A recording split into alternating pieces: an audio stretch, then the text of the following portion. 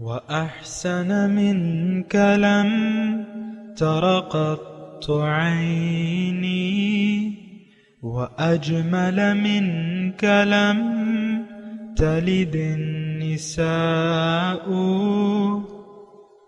خلقت مبرأ من كل عيب خلقت مبرأ من كل عيب كأنك قد خلقت كما تشاء كتاب أنزلناه إليك مبارك ليدبروا آياته وليتذكر أولو الألباب۔ یہ کتاب برکت والی ہے جسے ہم نے آپ کی طرف نازل فرمایا ہے تاکہ دانش مند لوگ اس کی آیتوں میں غور و فکر کریں اور نصیحت حاصل کریں۔ اللہم صلی علی سیدنا محمد وعلی آل سیدنا محمد بعدد کل ذرۃ مئۃ الف الف مرۃ۔ سامعین اور ناظرین کرام، السلام علیکم ورحمۃ اللہ وبرکاتہ۔ سامعین کرام، سورہ مدثر آیت نمبر 30۔ آج کے سبق کا موضوع کافر کی گمراہی قرآن سے بڑھ جاتی۔ اس کے ساتھ آج کے سبق کا آغاز کرتے ہیں۔ سب سے پہلے گزشتہ سبق کا اعادہ ہوگا۔ ذرنی ومن خلقت وحیدا، آپ مجھے اور اس شخص کو جسے میں نے اکیلا پیدا کیا انتقام لینے کے لیے چھوڑ دیں، وجعلت له مالا ممدودا، اور میں نے اسے بہت وسیع مال مہیا کیا تھا، وبنین شہودا، اور اس کے سامنے حاضر رہنے والے بیٹے دیے تھے، ومہدت له تمہیدا، اور میں نے اسے سامان عیش و عشرت میں خوب وسعت دی تھی، ثم یطمع ان ازید، پھر بھی وہ حرص رکھتا ہے کہ میں اور زیادہ کروں۔ کلا انہ کان لآیاتنا عنیدا، ہرگز ایسا نہ ہوگا، بے شک وہ ہماری آیتوں کا دشمن رہا ہے، سأرہقہ صعودا، ان قریب میں اسے سخت مشقت کے عذاب کی تکلیف دوں گا، انہ فکر وقدر، بے شک اس نے سوچ بچار کی اور دل میں ایک تجویز مقرر کر لی، فقتل کیف قدر، بس اس پر اللہ کی مار یعنی لعنت ہو، اس نے کیسی تجویز کی، ثم قتل کیف قدر، اس پر پھر اللہ کی مار یعنی لعنت ہو، اس نے کیسی تجویز کی، ثم نظر، پھر اس نے اپنی تجویز پر دوبارہ غور کیا، ثم عبس وبسر، پھر تیوری چڑھائی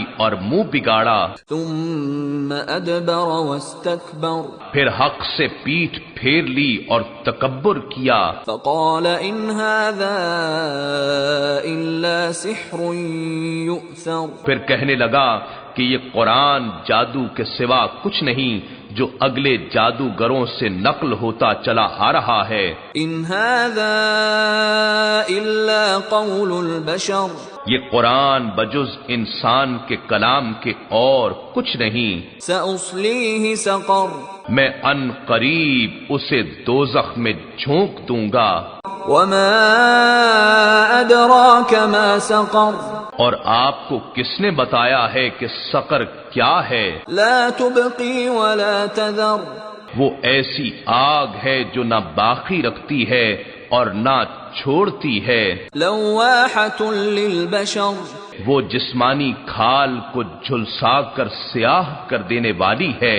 سامعین کرام، سورہ مدثر آیت نمبر 30، علیہ 19، اس دوزخ پہ 19 داروغہ مقرر ہیں۔ وما جعلنا اصحاب النار الا ملائکہ، اور ہم نے یہ کارکن فرشتے بنائے ہیں۔ وما جعلنا عدتہم، اور ہم نے نہیں بنائی ان کی تعداد، ان کی گنتی، الا فتنۃ للذین کفروا، لیکن یہ آزمائش ہے، فتنہ ہے کافروں کے لیے، لیستیقن الذین اوتوا الکتاب، تاکہ اہل کتاب کو یقین آ جائے اور ایمان والوں کو، وَيَزْدَادَ الَّذِينَ آمَنُوا ایمانًا، اور ایمان لانے والوں کا ایمان بڑھے، وَلَا يَرْتَابَ الَّذِينَ أُوتُوا الْكِتَابَ وَالْمُؤْمِنُونَ، اور اہل کتاب اور مومن کسی شک میں نہ رہیں، وَلِيَقُولُ الَّذِينَ فِي قُلُوبِهِم مَرَضٌ، اور تاکہ کہیں کافر اور جن کے دلوں میں مرض ہے، دل کے بیمار ہیں، ماذا اراد اللہ بہذا مسئلہ، کہ بھلا اللہ کا اس عجیب بات سے کیا مطلب ہو سکتا ہے، کذالک یضل اللہ من یشاء ویہدی من یشاء، اسی طرح اللہ تعالیٰ جسے چاہتا ہے گمراہ کر دیتا ہے، ہدایت دیتا ہے جسے چاہتا ہے، وما یعلم جنود ربک الا ھو، اور تیرے رب کے سوا تیرے رب کے لشکروں کو خود اس کے سوا کوئی نہیں جانتا، وما ہوا الا ذکر للبشر، اور یہ تو ذکر ہے، نصیحت ہے ان لوگوں کے لیے، نہیں لوگوں کے لیے اس سے نصیحت ہو، اس لیے اس کا تذکرہ کیا گیا ہے۔ سامعین کرام، دوزخ کا حال بیان ہو رہا ہے، سأصلیہ سقر، کہ میں اس کو یہاں سے اگر آپ پڑھیں نا تو تھوڑا سا بہتر ہوگا، سأصلیہ سقر آیت نمبر 26 سے، کہ اس کو میں ڈالوں گا، یعنی جو ولیدی صفات کا تذکرہ ہوا ہے، یعنی جو شخص قرآن کی آیات سے، اللہ تعالیٰ کے احکامات سے عناد رکھتا ہے، اس پر عمل نہیں کرتا، اور اپنی عزت و وجاہت، مال و جان کو اللہ کی راہ میں قربان نہیں کرتا، جو کہ اس کی کامیابی کے لیے ضروری ہے، تو پھر اللہ تعالیٰ نے اس کے لیے فرمایا ہے کہ اس کو میں دوزخ میں ڈالوں گا۔ اور تمہیں معلوم ہے کہ دوزخ ہے کیا؟ وہ نہ زندہ چھوڑے گی اور نہ مارے گی اور نہ زندہ چھوڑے گی، لواحۃ للبشر، اور چہرہ انسان کا جھلس کے رہ جائے گا۔ اور آج جو ہے اسی دوزخ کی تھوڑی تفصیل ہے، ترجمہ آپ نے سنا، تھوڑا سا میں بھی آپ کے سامنے اس کی تھوڑی سی وضاحت کروں۔ اس میں تذکرہ ہے دوزخ کا، اور اس پہ مقرر جو فرشتے ہیں اللہ تعالیٰ نے مقرر کیے ہیں، تو اس کا تذکرہ ہے کہ علیہ 19، اس پہ 19 فرشتے ہیں، افسر ہیں، اور یہ جو ہیں یہ ملائکہ ہیں۔ تو وما جعلنا عدتہم الا فتنہ، ان کی تعداد جو ہے وہ فتنہ ہے۔ دیکھیں قرآن، یہ ہم جب آئے نا سامعین کرام، اس کو تھوڑا سا اگر آپ اس مضمون کو ذرا غور سے سنیں اور توجہ سے، تو پھر آپ کی شاید سمجھ میں آ جائے کہ یہ ہے کیا، یعنی کس چیز کا تذکرہ ہو رہا ہے، کس طریقے سے ہو رہا ہے اور کیوں ہو رہا ہے۔ اصل میں ہر چیز انسان کے لیے دنیا میں فتنہ ہے، یہ دنیا بذات خود ایک فتنہ ہے، آزمائش ہے، فتنہ ہے۔ لِنَبْلُوَكُمْ أَيُّكُمْ أَحْسَنُ عَمَلًا، پھر اس میں جو چیزیں باطن سے تعلق رکھتی ہیں وہ بھی انسان کے لیے فتنہ ہے، آزمائش ہے۔ اس کی وجہ کیا ہے کہ انسان کا جو سمجھ ہے وہ تو ظاہر تک ہے، ظاہر تک محدود ہے۔ انسان ظاہر کے بارے میں سوچ سکتا ہے، سمجھ سکتا ہے، دیکھ سکتا ہے، سن سکتا ہے، لیکن جو چیزیں اس کے ادراک سے باہر ہیں وہ اس کے لیے فتنہ ہے۔ اب اس کے لیے ایمان باللہ کی ضرورت ہے، باطن کے سفر کے لیے غیب پر ایمان کی ضرورت ہے۔ یہ ایک بات ذرا نوٹ کر لیں۔ سورہ بقرہ میں ہم نے پڑھا ہے نا کہ ھدی للمتقین الذین یؤمنون بالغیب، یہ ہدایت تو ہے لیکن ان لوگوں کے لیے ہے جو غیب پر ایمان رکھتے ہیں۔ جو غیب پر ایمان نہیں رکھتے یا نہیں لانا چاہتے تو ان کے لیے پھر یہ فتنہ ہے، آزمائش ہے۔ اور یہ فتنہ آزمائش جو غیب پر یقین نہیں رکھتے وہ پھر ان کا حال پھر خراب ہوگا، وہ نقصان میں ہوں گے۔ اور یہ بات بھی میں آپ کو بتا دوں سامعین کرام کہ انسان کی کامیابی، نجات اس میں ہے کہ یہ غیب پر ایمان لے آئے، یقین کر لے۔ اور یہ کیسے کرے گا؟ اگر آپ مجھ سے پوچھیں کہ ہم تو جس چیز کو دیکھیں نہیں، سمجھے نہیں، جو ہماری حس سے باہر ہو، اس کو ہم دیکھیں، پھر اس میں عقل، آپ تعقلون کا الفاظ آئیں، افلا تعقلون، افلا یتدبرون، افلا یتفکرون، تفکر، تدبر، تعقل، اس کے ذریعے جو ہے آپ پھر پہنچیں گے۔ جو چیزیں نظر نہیں آ رہی اس پر یقین حاصل کرنے کے لیے آپ کو ظاہر کی چیزوں کو دیکھنا ہوگا،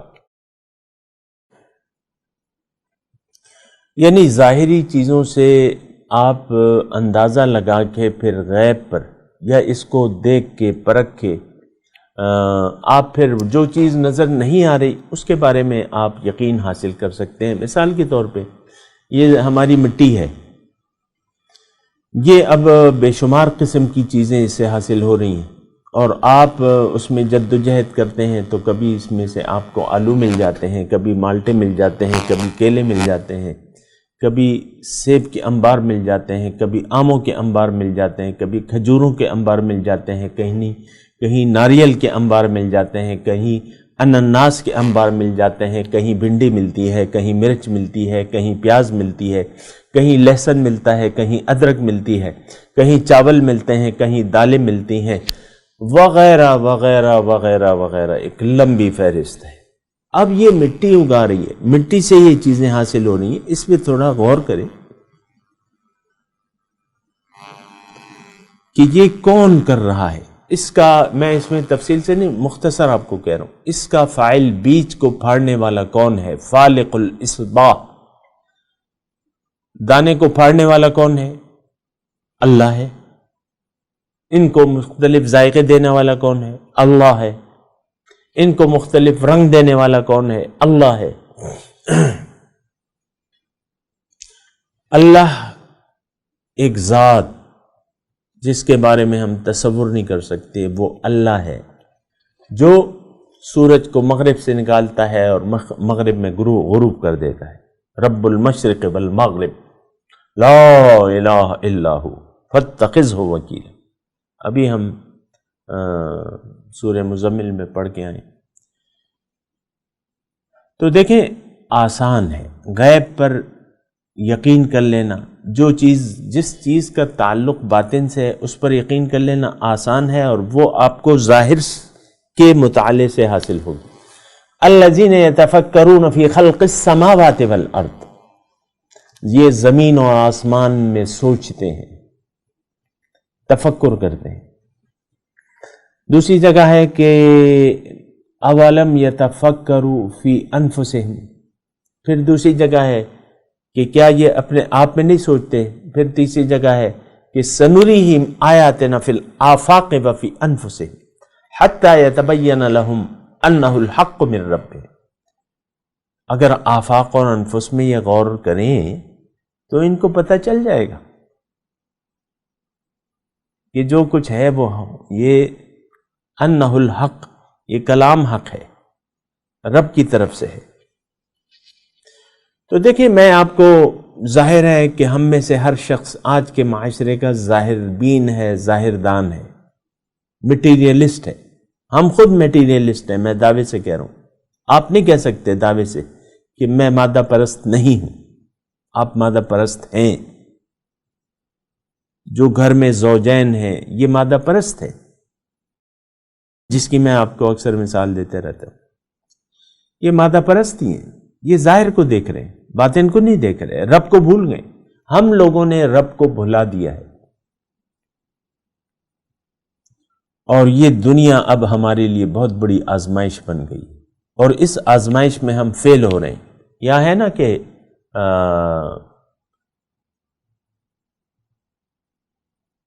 وَمَا جَعَلْنَا عدتہم الا فتنۃ للذین کفروا، یہ فرشتوں کا جو 19 فرشتوں کا جو گنتی ہے یہ کافروں کے لیے فتنہ ہے.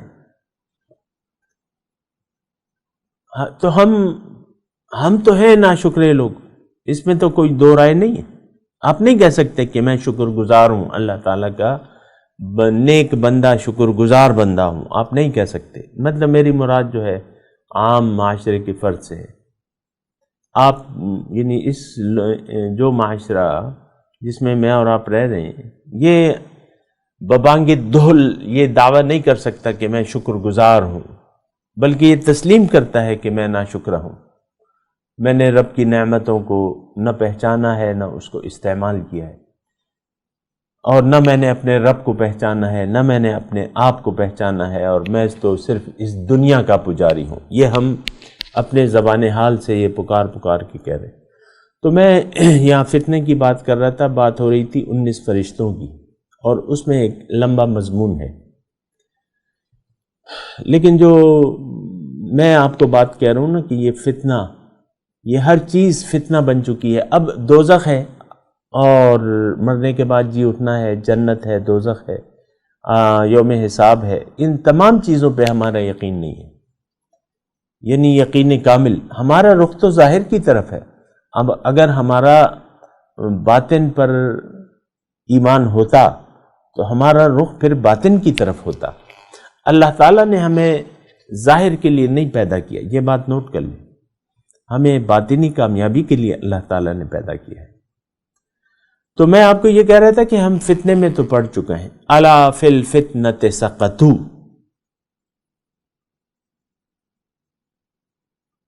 فتنے میں تو ہم پڑ چکے ہیں. فتنہ ہے، دنیا فتنہ ہے، اور فتنہ میں ہم پڑے ہیں، اور اس آزمائش میں، اس فتنے میں، یعنی اس آزمائش میں ہم فیل ہیں.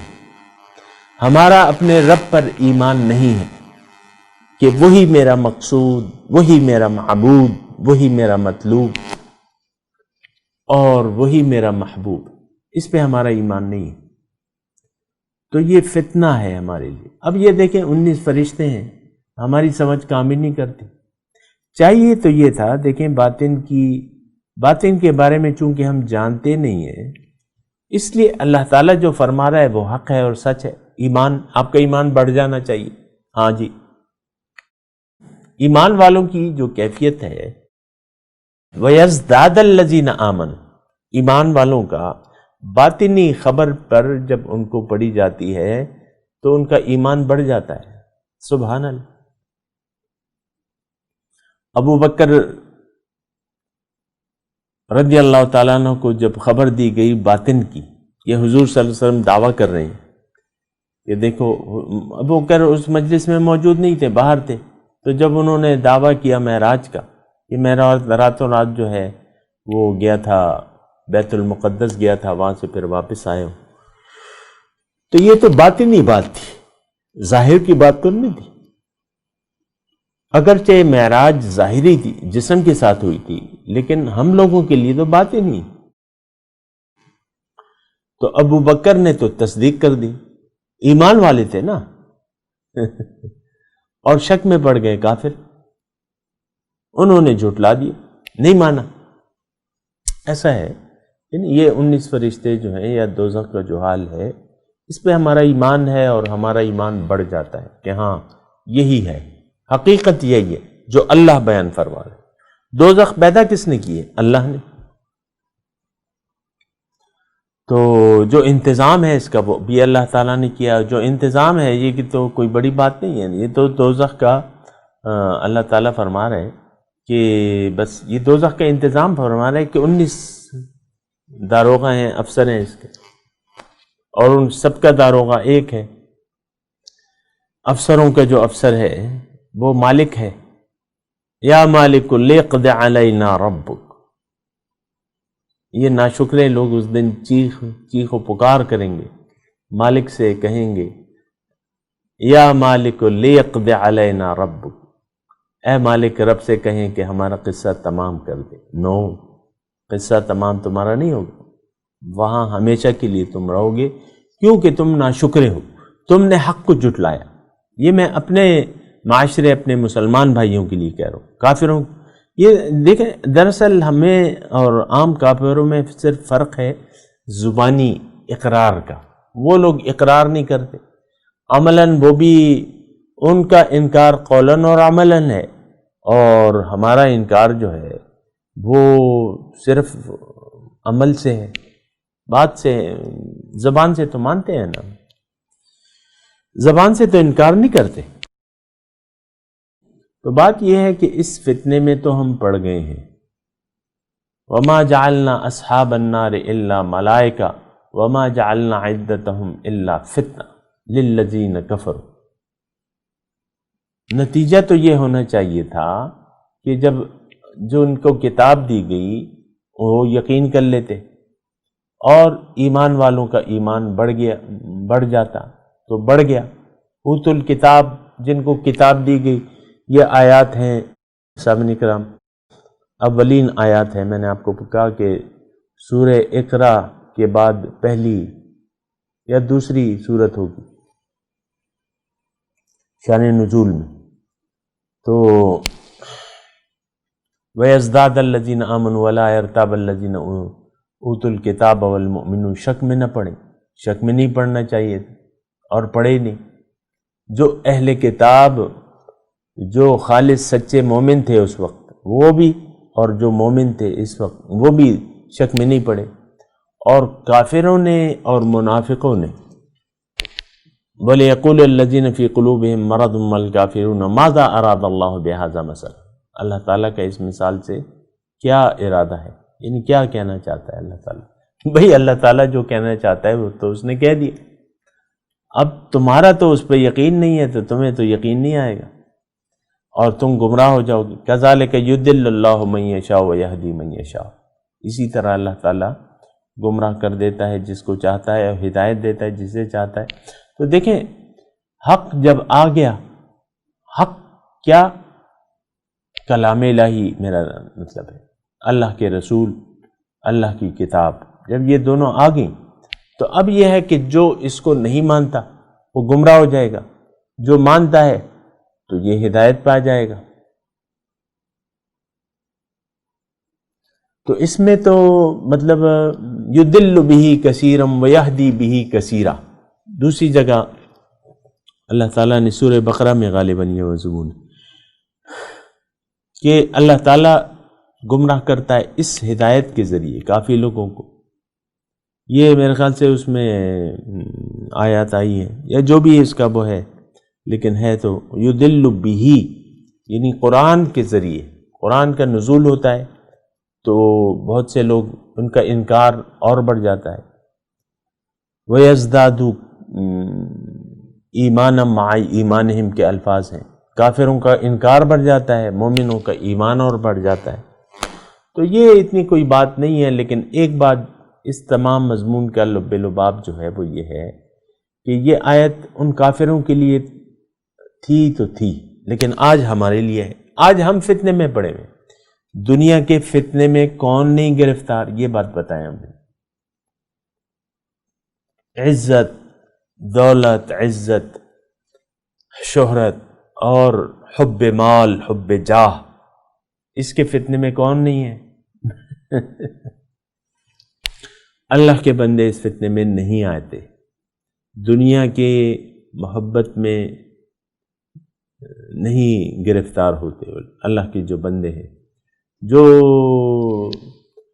عبد الطاغوت ہیں، وہ پھر اس ظاہر کے فتنے میں آ جاتے ہیں۔ آپ دیکھ لیں، عام طور پہ آپ دیکھ لیں، اس کی تفصیل یہ معاشرہ بیان کر رہا ہے، میں نہیں کر رہا۔ معاشرہ، اس معاشرے کو دیکھ لیں، من حیث الافراد یا من حیث القوم۔ آج تک آپ سود کی لعنت سے یعنی جان نہیں چھوڑا سکے، آزادی کے 70 سال کے بعد بھی اب بھی آپ نہیں چاہتے کہ میں سود سے نکل آؤں، سود کے پنجے سے نکل آؤں، آپ نہیں چاہتے، مر جائیں۔ اجتماعی طور پہ دیکھیں، اللہ تعالیٰ اور اس کے رسول سے جنگ سے بہتر ہے کہ یہاں آپ جان دے دیں، یہاں تو آپ دنیا کے محبوب ہیں، دنیا آپ کو مطلوب ہے، تو آپ یہاں نہ یہاں جان دے گلنے کے لیے تیار نہیں ہیں، یہاں عمل کرنے کے لیے تیار نہیں ہیں، تو فتنے میں تو آپ پڑے ہوئے ہیں۔ آپ یہ سود یعنی ایک بات ہے جو میں کہہ رہا ہوں، ورنہ تو آپ کی تمام زندگی اس معاشرے کی صبح سے لے کر شام تک اور شام سے لے کر صبح تک ہائے دنیا ہائے دنیا ہائے دنیا، اس کی محبت میں گرفتار ہے۔ عشق محمد میں تو گرفتار نہیں ہے ہمارا دل، عشق محمد ہونا چاہیے اس میں، لیکن عشق محمد میں نہیں، عشق دنیا میں گرفتار ہے۔ تو یہ بہت ایک دردناک صورتحال ہے، میں آپ کو بتا رہا ہوں۔ اس فتنے میں ہم پڑ گئے، ہم ناشکرے ہیں۔ اللہ تعالیٰ نے یہاں کہا نا کہ یہ جو میں مثال بیان کر رہا ہوں، یہ فتنہ ہے ناشکروں کے لیے۔ یہ جو بھی جنت اور دوزخ، ہمارا اس پہ یقین نہیں ہے، ہمارا رخ دیکھیں، یقین سے عمل پیدا ہوتا ہے۔ ایک بات نوٹ کر لیں، یقین سے عمل پیدا ہوتا ہے۔ ہمارا چونکہ یقین نہیں ہے تو عمل پیدا نہیں ہو رہا اور عمل پیدا ہو بھی رہا ہے تو وہ ظاہر کے لیے۔ بہرحال یہ اللہ تعالیٰ کی توفیق سے، اس کی امداد سے میں نے آپ کو یہ ساری باتیں بتائی ہیں، اور باقی جو ہے مرضی ہے۔ ما یعلم جنود ربک الا ھو، اللہ کے لشکروں کو اس کے سوا تو کوئی نہیں جانتا۔ اور ما ہی الا ذکر للبشر، یہ جو فتنہ ہے، یہ جو قرآن ہے، یہ جو دنیا ہے، یہ سب کچھ جو فتنہ ہے، یہ اس میں ایک نصیحت ہے بشر کے لیے۔ اور باقی مضمون ابھی آدھے میں ہے، اس کو انشاءاللہ پڑھیں گے۔ ابھی میں تلاوت کرتا ہوں، آپ ترجمہ سنا دیں کیونکہ ٹائم کم ہے۔ اعوذ باللہ من الشیطان الرجیم، بسم اللہ الرحمن الرحیم۔ علیہ 19 اس پہ 19 فرشتے ہیں۔ ما جعلنا اصحاب النار الا ملائکہ، میں نے آگ پہ نہیں مقرر کیے لیکن وہ فرشتے ہیں۔ وما جعلنا عدتهم الا فتنة للذین کفروا، باقی ان کی تعداد جو ہے اللہ تعالیٰ فرما رہا ہے یہ فتنہ ہے کافروں کے لیے، ان کی گمراہی بڑھے گی۔ لیستیقن الذین اوتوا الکتاب، جو اہل کتاب میں سچے لوگ ہیں وہ یقین کر لیں گے کہ ہاں یہ اللہ کا کلام ہے۔ ویزداد الذین آمنوا ایمانا، اور ایمان والوں کا ایمان بڑھ جائے گا۔ ولا یرتاب الذین اوتوا الکتاب والمؤمنون، اور ان کو جو اہل کتاب میں سچے لوگ ہیں اور مومن ہیں، یہ شک نہیں ہوگا ان کو، وہ کہیں گے کہ ہاں ہم اس کی تصدیق کرتے ہیں کیونکہ ہمارے رب نے فرمایا ہے۔ وَلِيَقُولُ الَّذِينَ فِي قُلُوبِهِم مَرَضٌ، تاکہ کہیں، یعنی نتیجہ کیا ہوگا اس مثال کا کہ کافر اور جن کے دلوں میں مرض ہے نفاق کا، وہ کہیں گے ماذا اراد اللہ بہذا مثلا، اللہ تعالیٰ نے یہ مثال کیوں بیان کی؟ کذالک یضل اللہ من یشاء ویہدی من یشاء، اسی طرح اللہ تعالیٰ گمراہ کرتا ہے جس کو چاہتا ہے، ہدایت دیتا ہے جسے چاہتا ہے۔ ما یعلم جنود ربک الا ھو، اور نہیں جانتا آپ کے رب کے لشکروں کو ما سوا اس کے، ما ہی الا ذکر للبشر، لیکن یہ ایک نصیحت ہے انسان کے لیے۔ اب ان آیت کی تلاوت اور ترجمہ۔ علیہا 19 Over it are 19. وما جعلنا أصحاب النار إلا ملائكة وما جعلنا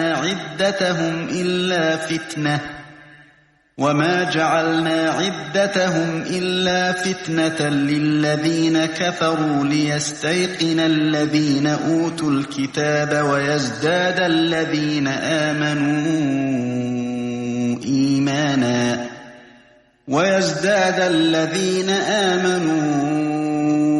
إيمانا ولا يرتاب الذين أوتوا الكتاب والمؤمنون وليقول الذين في